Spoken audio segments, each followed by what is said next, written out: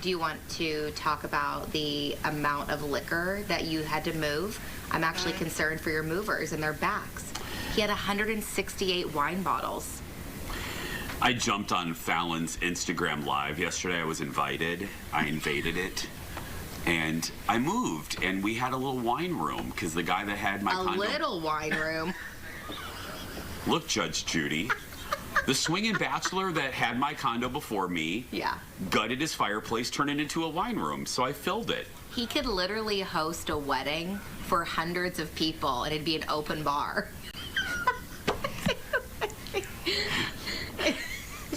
I can't even deny it. It's true. It's Leo, so much. roll the open.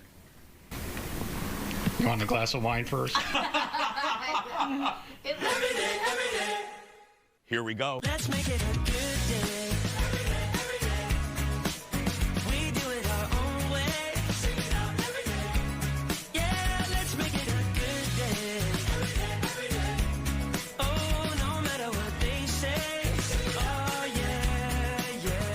Now, here's Jason.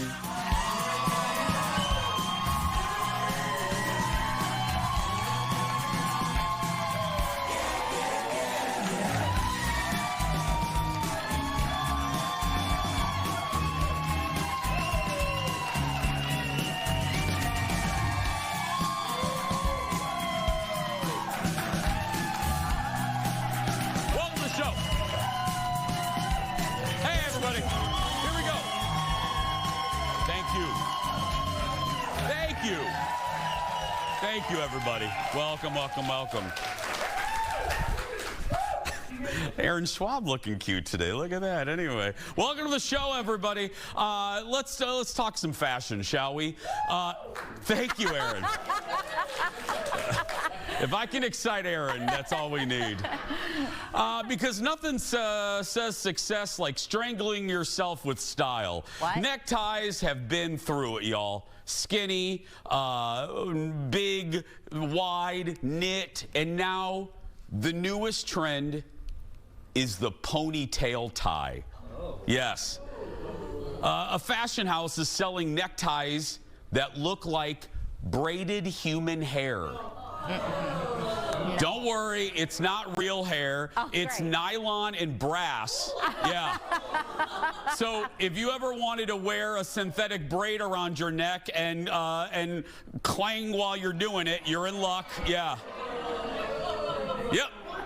Look, they say it gives off cowboy vibes. Yeah. Sure, if the cowboy is a backup dancer for Gaga. I'm just saying, yeah. Maggie Gyllenhaal, Selma Blair, Tilda Swinton have been spotted wearing them, which makes sense. Tilda's whole vibe is ethereal ghost who shops at Home Depot. Yeah. Yeah. The price, just a casual $2,000. Oh. No. Because nothing says I've made it like looking like you're being choked by a horse's mane. Yeah. Right. Thank you, Thomas. I'm trying today. Ladies and gentlemen, she's going to buy one of those. Give it up for Falen, everybody.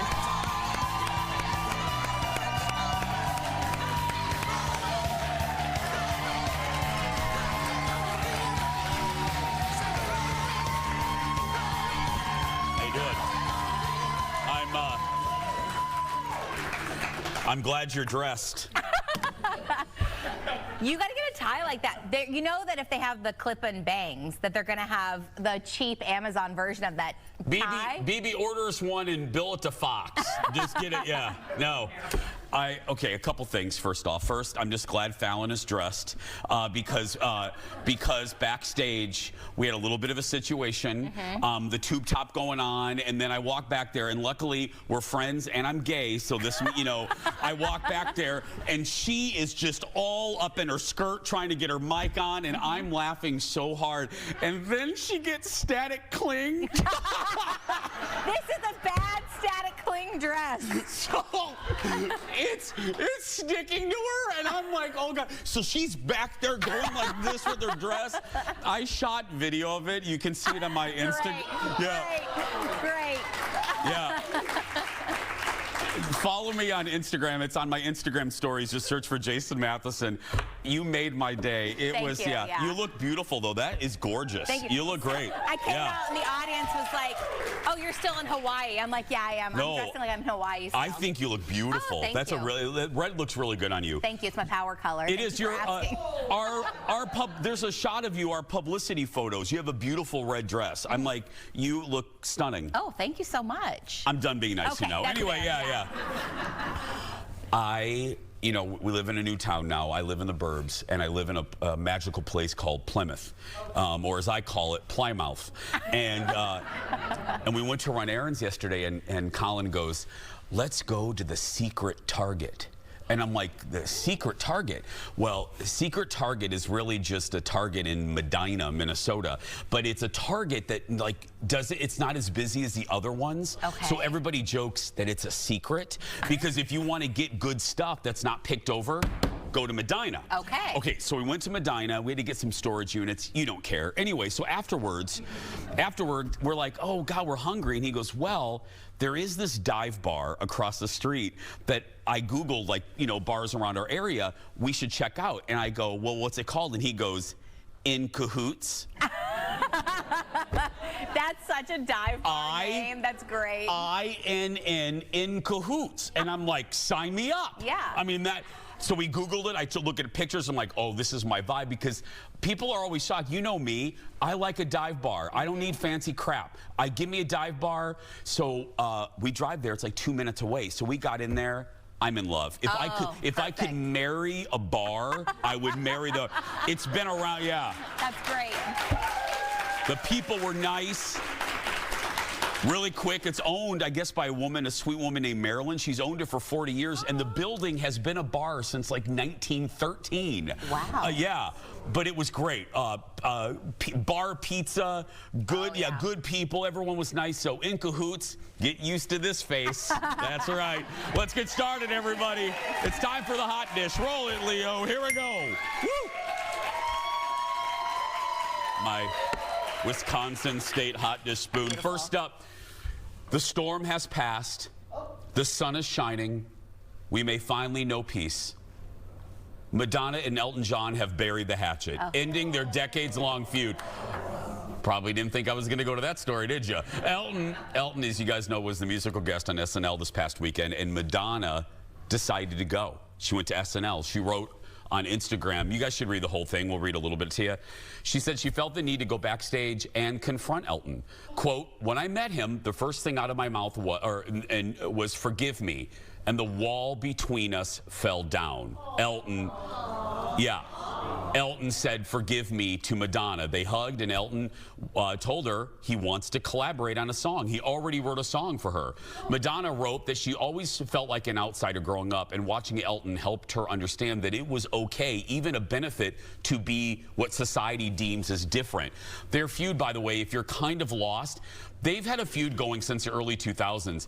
Elton called Madonna's Bond song, Die Another Day, the worst James Bond tune ever.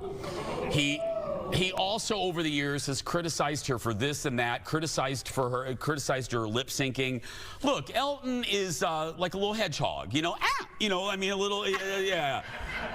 No, this is not a secret, and so is she. But can I just say, I love this. I love that, you know, as you get older, you just realize it just takes a lot of energy to be mad at people. Absolutely. It just takes a lot of energy. You know, it's not worth it. No. A lot of the time, you don't even realize what you're angry about anymore. You don't even remember what actually started Absolutely. it all. It's kind of crazy that she was like, he's in New York. I'm just going to go to SNL and confront him. That's like, a lot of people would not do that. Bravo on her, and bravo on him for admitting that, you know what, I was wrong, I was mean, I was whatever, and now, you know, then we get the gift, those two working together. Are you kidding me? I mean, that would be a great duet. A fantastic duet. Yeah, with the right producers. With the right, yeah. I love it. You know, just as you get older, you do. All you youngins out there, don't hold on to crap.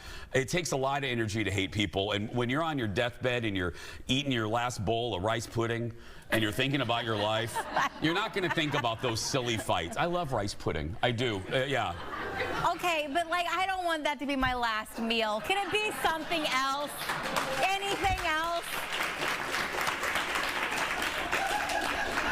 Okay, fine. I'm just saying, but when you're dying, rice pudding's going to go down easy. So will mashed potatoes and gravy. Fine.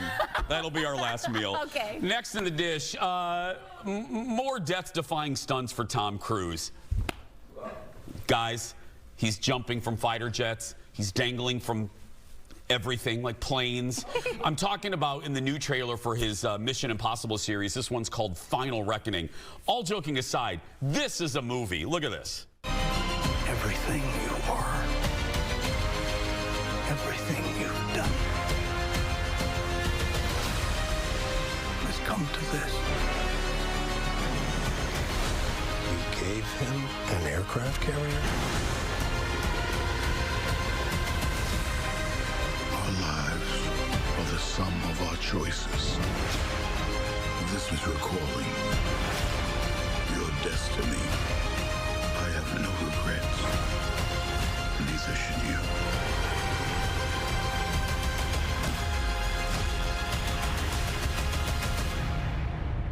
I need you to trust me. One last time.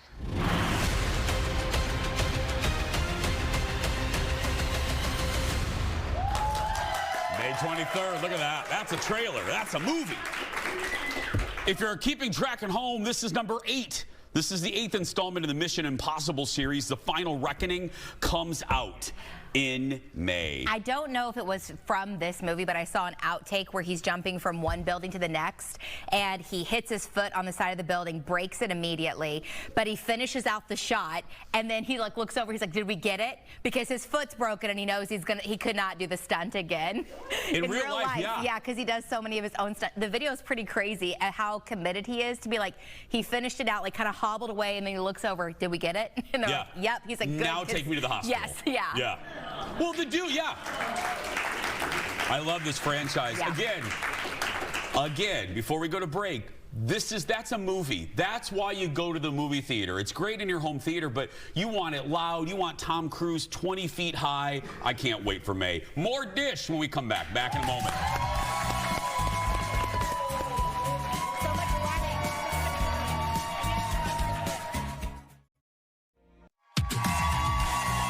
Don't forget to come see us this week.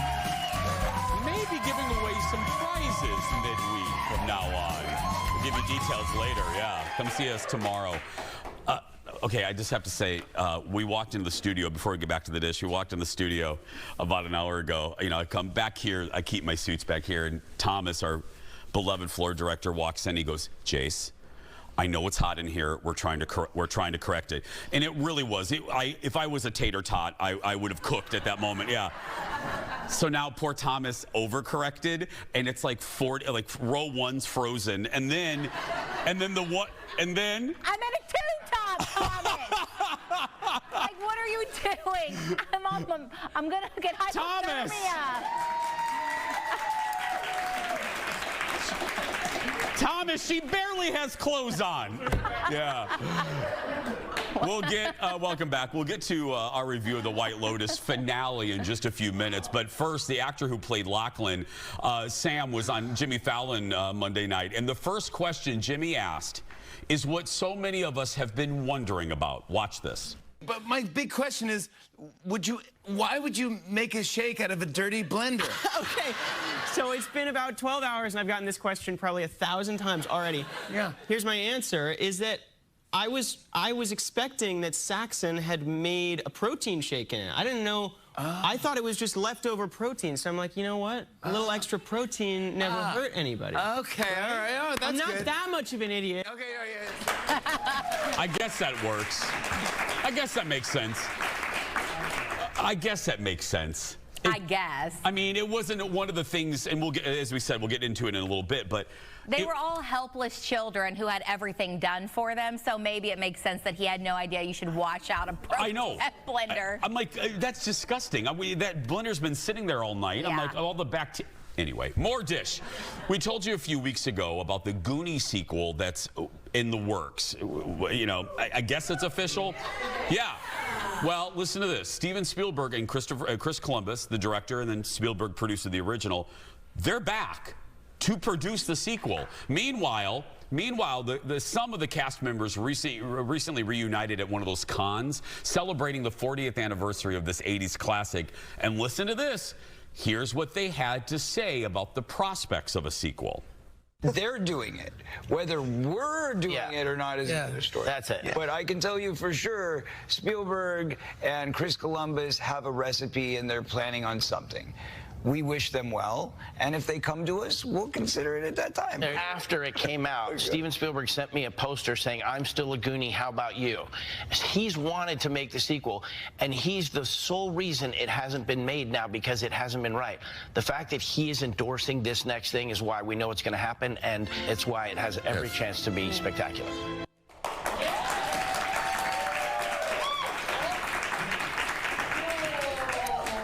I have been against this. If you are a regular watcher of the show, you know that I have been against this because I'm a Goonie forever. This is my wheelhouse. I'm a proud younger Gen Xer. I feel a little better knowing that Spielberg has waited all these years for just the right idea. And obviously that right idea has been presented to him. So I feel better. Now, my only hiccup in the giddy-up is I don't know if I want to see people my age searching for treasure. You know what I mean?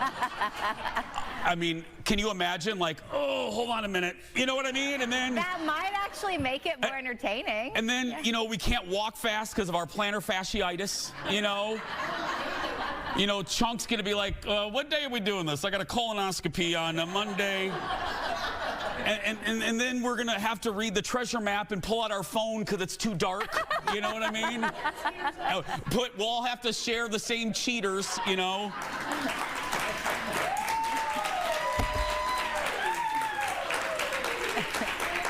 I'm just kidding. The whole Goonies 2 will just be a series of us making noises as we stand up. Ugh.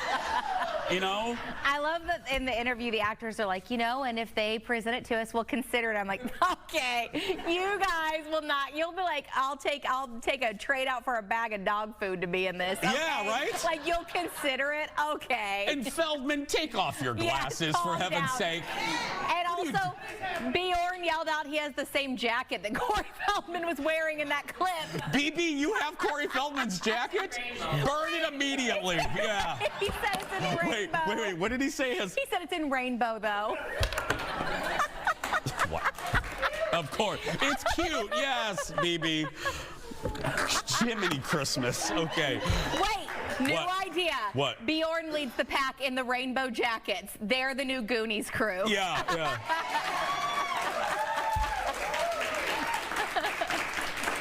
I just, all kidding aside, hello, Mr. Spielberg. Just to wrap this up, hi, Mr. Columbus. If you do this, please do it well and don't ruin the original. Thank you. Next, it's the finale almost, yeah.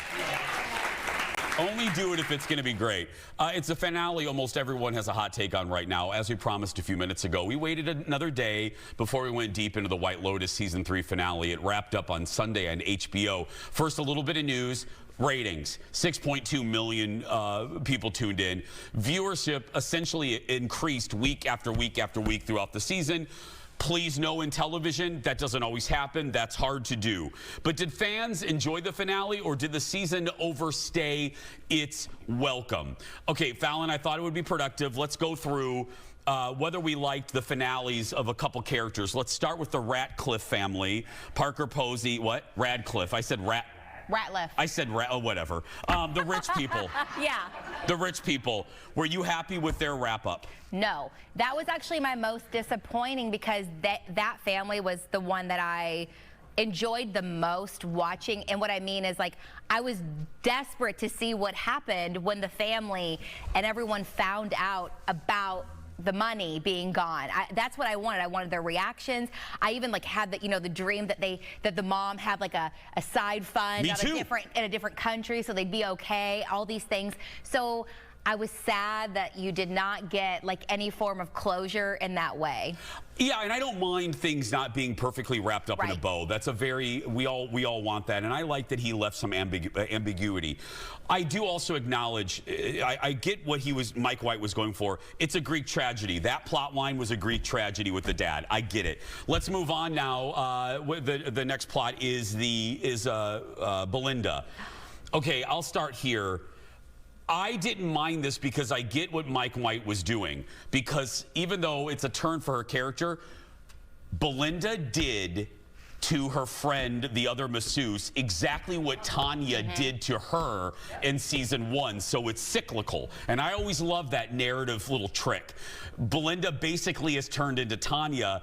And look, it's sad because I thought she was a really good person. But, you know, hey, $5 million, I would do a lot for $5 million anyway. But yeah. It changes a person, apparently, very quickly. Yeah, I was disappointed in Belinda, but also, yeah, I understood the point. Yeah. And I don't know why she had the last shot. I was waiting for a surprise on the boat. Belinda's character had the final shot of the show, and I thought, oh, is something going to happen? You know, but nothing. Finally, let's talk about the 3 girlfriends, and specifically Carrie Coon's character. What people are talking about from their finale is this. Carrie Coon's monologue at their final dinner, talking about the realities of people our age, and how we look back at life and we judge our life. What did you think of it, Falen? That was the one part I teared up on, and when she ends it with, like, I'm just happy to have a seat at the table, it was beautiful because it really did show. They showed a perfect trio of friends who don't spend a lot of time together. Their lives go separate ways. There's a little bit of talking about each other behind each other's backs. I'm not going to pretend like I've never done that with like friends as the group split off and different things. But at the end of the day, they are your people. They've known you the longest, and it's like they're just a part of your life. So I thought it was a really beautiful monologue, and she did. Oh my gosh, her delivery was fantastic. I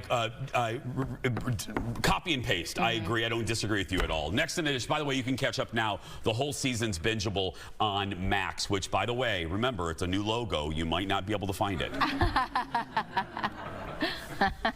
Next in the dish, she's one of the greatest singers of all time, but to her kids, she's just their embarrassing mom.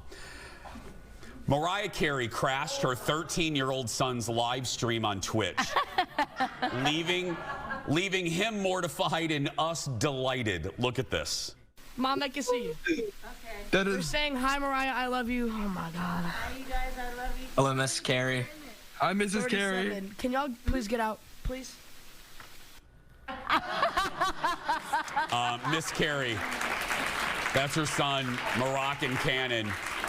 After he told her to get out, Mariah proceeds to have a conversation with her daughter in the background.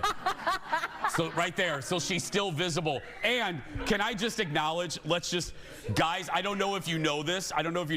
Mariah will only be filmed on that side of her face. So the fact that even on Twitch, she's only posing on that side makes me love her so much more. Yeah. It's so funny. Yeah, she will only...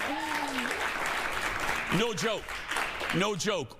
Whether it's Andy Cohen had to flip his set. No joke. Mariah Carey will only go on television shows where she's shot from this side. You will never see Mariah shot from this side. I've only had one artist in all my years of interviewing who stalled my interview for probably 15 minutes to get proper lighting. And even I was with the radio station, she found a camera guy with the TV station walking by, made him bring his camera over and turn the light on the camera so she had better lighting. Only one person. Oh, I don't mind. Who what? It was Sierra, which is fine. She wanted good lighting, but I was very surprised it took so long to start that interview for good lighting. One of mine, I'm sure I've had a few, B. Arthur. Oh, what? B? I know. B. B was doing a one-woman show here locally at the legendary Guthrie Theater. If you're ever in Minneapolis, when you come see the Jason Show, go to the Guthrie. Anyway, and I got a chance, this was about a year or two before she passed, and I had about a half hour with her. And we were really enjoying ourselves. And the PR person came to wrap me, and B. Arthur looked at that PR person and went, And I was like, wow, B's liking this. And then when she saw herself on the monitor, and she goes, absolutely not. And they had to fix her lighting. Good. Yeah. Good for her. Yeah. That's the dish. We'll be back with more right after this. Absolutely not. Epic place, epic guest. Coming up in just a little bit, our buddy Molly McAwesome is back, and no one knows theme parks better than Molly. She got to attend a sneak peek of Universal's brand new park, Epic Universe. Is it epic? Did it exceed her high expectations? And what will your family need to know before going maybe this summer? She'll tell you when the Jason Show continues.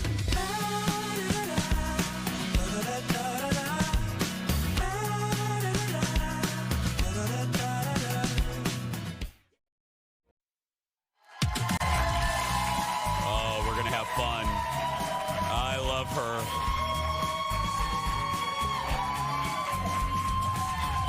She's just the best.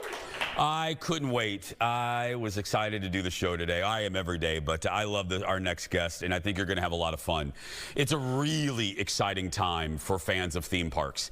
Even if you are just from afar, you like theme parks. Epic Universe at Universal Orlando is about to open next month, where guests can explore 5 new immersive worlds. And our guest today, and they should invite her to everything, and they do, got an exclusive sneak peek. Audience, give it up for Molly McAwesome from the Mammoth Club. Hi.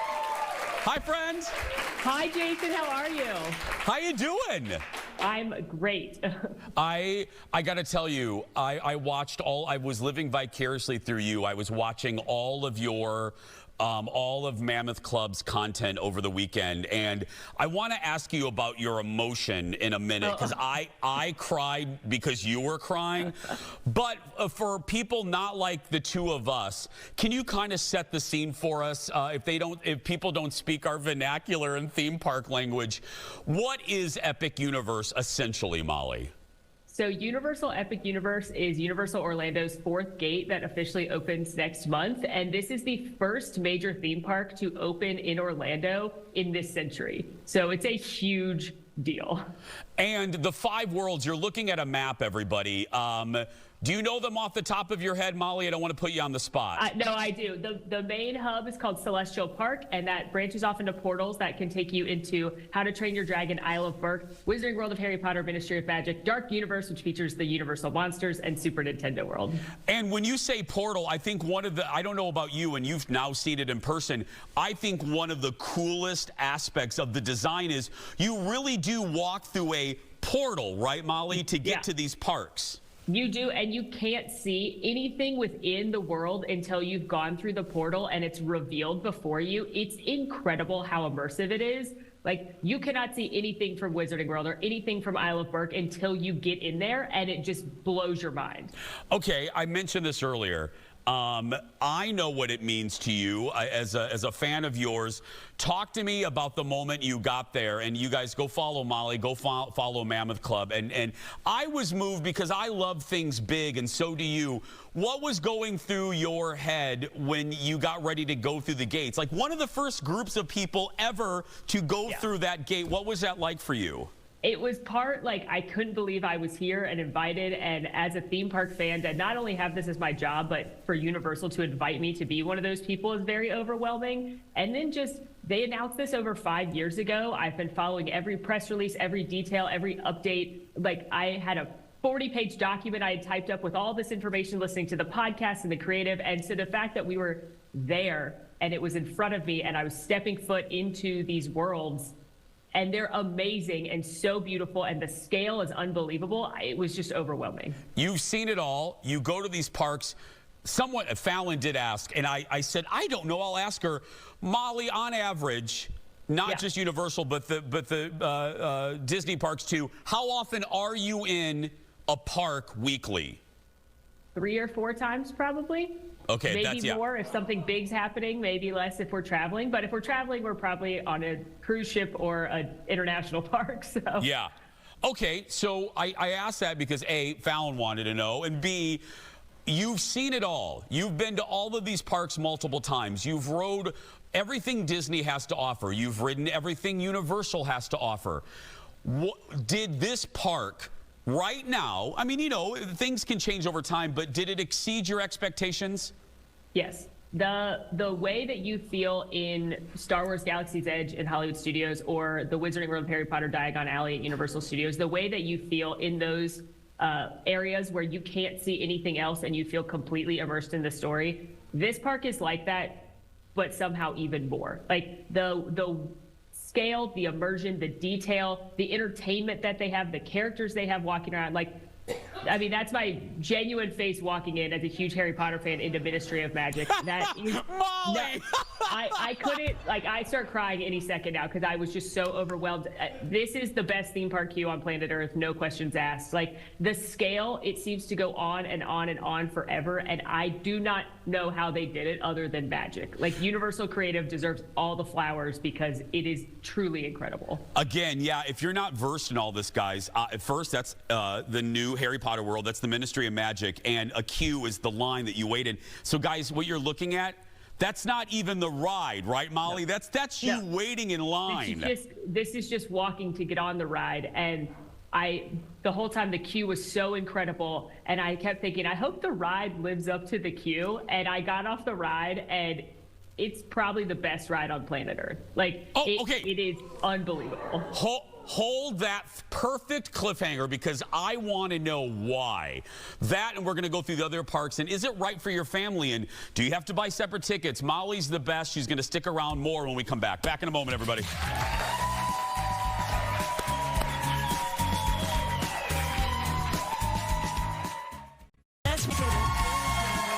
Welcome back to the show. Don't forget to get tickets, eventbrite.com. And welcome to our new affiliate starting Monday, San Antonio, Texas. More now with my buddy, the great Molly McAwesome. Don't forget to follow Molly and Mammoth Club on all the socials. We're talking Epic Universe, the new park. And hearing that stat, Molly, I want to get to the ride, but hearing that stat, I knew it, but hearing you say it's the first new park built in Orlando this century, that's crazy. Yeah. The last park that opened was Universal Islands of Adventure in 1999. Before that was Animal Kingdom at Walt Disney World in 1998. So there hasn't been a new theme park here in a long time. So it's very exciting. We ended on a cliffhanger inside the new Harry Potter land at Epic Universe in the Ministry of Magic. There is a new ride. You said, Molly, this, and again, Molly's ridden everything. You think this is the best ride, period? It's definitely in the conversation for best attraction on planet Earth. It is unbelievable. The scale, the animatronics, the music, the ride vehicle they developed for it, it is unbelievable. How is it a long ride, Molly? It's pretty long. It's several minutes long. Our whole group, I was with a bunch of other creators, we were all screaming, cheering, crying, chanting, like, if you remember from Harry Potter and the Order of the Phoenix, when Harry goes to the Ministry of Magic, they have the elevators that go up and down and all around, kind of like a Wonka-vator. That's your ride vehicle. Universal made that. And the way that they interweave practical sets, real, incredible animatronics with screen technology and the movements, it's amazing. I at no point knew what was going to happen next. Okay, I want to tick through. We have about 2 minutes left. Talking about the other lands, Dark Universe, Super Nintendo World, the How to Train Your Dragon, what sticks out to you with them quickly? I'm a Halloween girly, so Dark Universe was amazing. And Dark Universe is different when you walk in because it doesn't reveal itself all at once. You walk into this creepy village and all of a sudden Frankenstein Manor appears as you wind through these streets. So as a Halloween fan, I love that Universal leaned into their history and heritage with the classic Universal monsters. But the land that made my jaw drop and sit on the floor is How to Train Your Dragon Isle of Berk. It is, the scale of this world is unbelievable. The detail, the dragons meeting Toothless and Hiccup is without a doubt the best character meet and greet experience ever. There's nothing compares to it. Nothing compares to it. Toothless is unbelievable. Molly! Yeah. Okay. I had grown men in my group crying meeting Toothless because it is so real. I love that. Okay, In our last minute, just the details, because, you know, you and I are used to this, but this is going to be a separate ticket, right? When people want to go to Universal, they have to get a ticket for Islands of Adventure, a ticket for Universal Studios, and then a separate ticket for Epic Universe, right? Yes, so it officially opens on May 22nd, and there are a few different tickets. There's like 3-day tickets where one day could be for Epic Universe. They did more recently open up just one-day tickets to Epic Universe. There's also 3 new hotels right near Epic Universe because it's a little bit further from the other parks.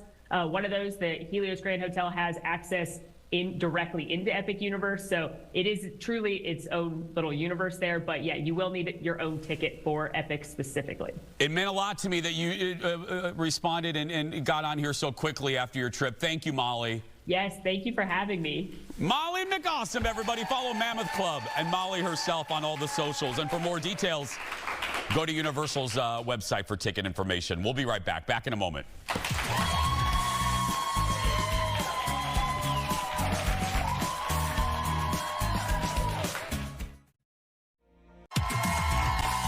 Welcome back to the show. Well, it is a new reality TV competition that'll probably remind you of the Traitors, a little Big Brother. It's called Got to Get Out. It's coming out on Hulu this week, and here's the premise. 20 contestants are in a house together. They're a mix of reality TV folks and rookies. The longer they stay in the house, the more money is added to the prize pot. They can even split the money at the end or try to make an escape and keep the accumulated money for themselves.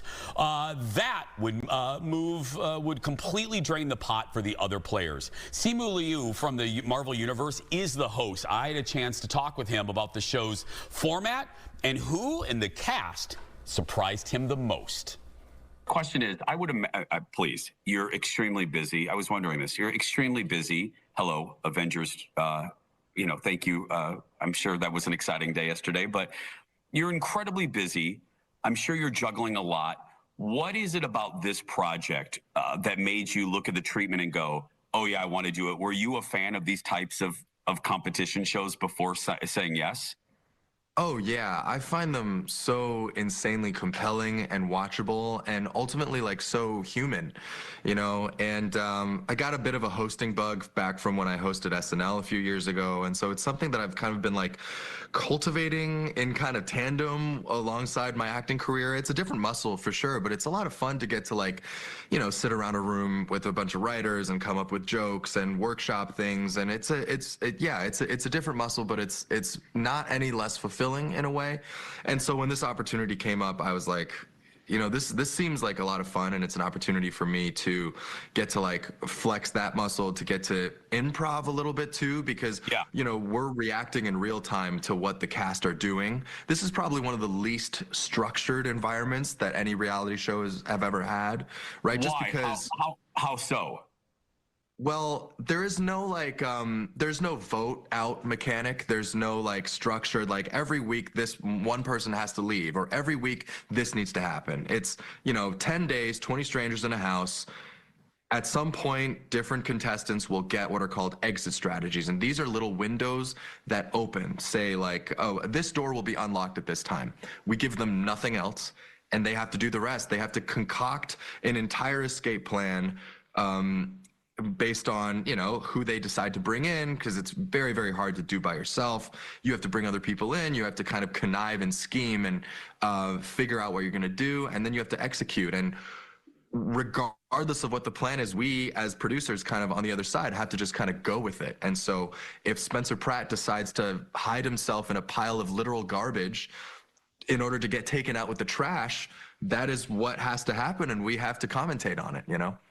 Don't you think, too, when I was looking at the trailer, and again, I'll tell everyone at the end where to watch it, but when I was watching the trailer for the show, I thought, oh, this is great. You know, like a lot of shows, they'll have all reality show people, but the fact that you're mixing celebrities with just regular folks, that's an experiment all upon itself, isn't it? Yeah, well, you have to give people, you know, something to root for. I feel like too many reality villains all at once is like, okay, now who do we actually like? No, I'm kidding, but It is, I think, it was important for us to have a great mix of like bigger personalities and also real people. I hate to say real people, but like people from all sorts of walks of life, and to see how they would react in these different circumstances, you know. Nobody, by the way, regardless of whether you're a reality rookie or veteran, nobody's a professional escape artist. So everyone's kind of adjusting to this completely new dynamic to some degree. But, you know, I think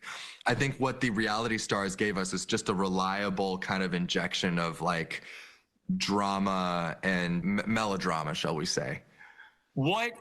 And obviously I don't want you to give anything away, but I think you can answer this in a way, because I'm curious whether it's a regular person, a cast member, or a reality show, who at the end of this was very different, or maybe that you underestimate? Who did you really kind of be surprised by? No matter how you were surprised, who surprised you as the host the most? Without giving but who was that? You know what it is I think it's Spencer Pratt. Because, and I know I've already referenced him before, because I think because he's such a like kind of established, known figure, there is so much following him when you see him for the first time in the show. You already have some sort of preconceived notion of who he is and how he operates. And then to see someone like that come up with the ideas that he eventually does, I think you're like, I was really taken aback. I was like, oh, dude, I did not know that you had that in you. Regardless of whether or not the plans end up working or not, because that's a whole other story. But the fact that you thought of it, I was like, it's respectable. Well, I'm a huge fan of the genre. I love these types of shows. I'm a big fan of yours. So the combo, man, I can't wait. Thank you so much for your time. Continued success. Oh, thank you, Jason. I appreciate it. Thank you. Thanks, Simu. Got to Get Out is what it's called. It premieres, by the way, this Friday, April 11th on Hulu. We'll be right back. Back in a moment. Hulu.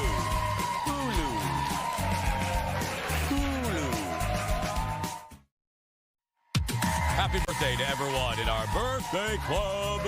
They get that sash VIP treatment. And by the way, thanks to our partner, Home Furniture. Celebrate your birthday with us. Sign up at eventbrite.com or the Eventbrite app when you book your audience tickets. And thanks again to Home. Don't worry if you can't be here on your exact birthday. We're going to give you a few days before and after your birthday to come to the studio and celebrate. And I'm just going to tease this. We may be giving prizes away midweek starting soon. So you may want to start coming here midweek. We'll be... Oh, audience, you'll get something. We'll be right back. Back in a moment, everybody. Tuesday, Wednesday, Thursday. Welcome back.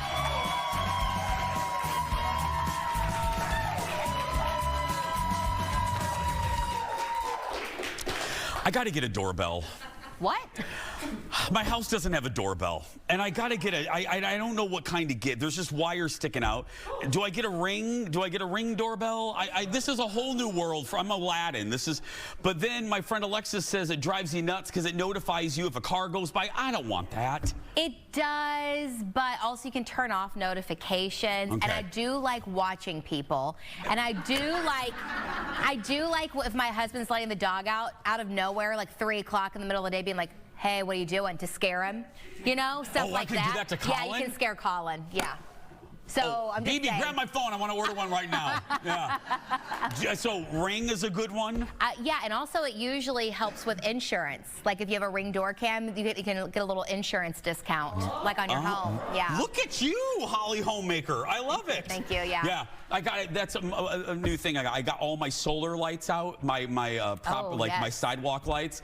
I purposely drive at night. I wake up at 4 o'clock in the morning, and I pull out of the driveway, and I'm such a nerd. I just look back at the house with all the lights of my little solar lights. I'm like, oh, look at all of them. Yeah, I love it. Now look, I don't know if my neighbor appreciates it because now the house is very bright.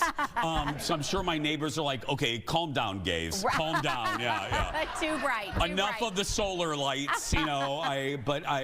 Oh yeah. I'm out there rearranging them. I want them just right. Well, yeah, I also was like, we were just saying, I'm like, wait till you get the backyard fence in and you can actually just open the door and let the dogs out to go to the bathroom. It's going to be a game changer. I know, I got to get a fence. Again, I'm like Aladdin. It's a whole new world for me. Tomorrow, he's one of my favorite chefs. The great Yi Vang is here preparing items from a feast you will not believe. That's tomorrow. But right now, let me tell you, thanks to that studio audience right there, thanks to you. And if you're watching and you're a kid that's being bullied, you go out there and be yourself because nobody can tell you you're doing it wrong. Nobody. Have a good day, everybody. Bye-bye.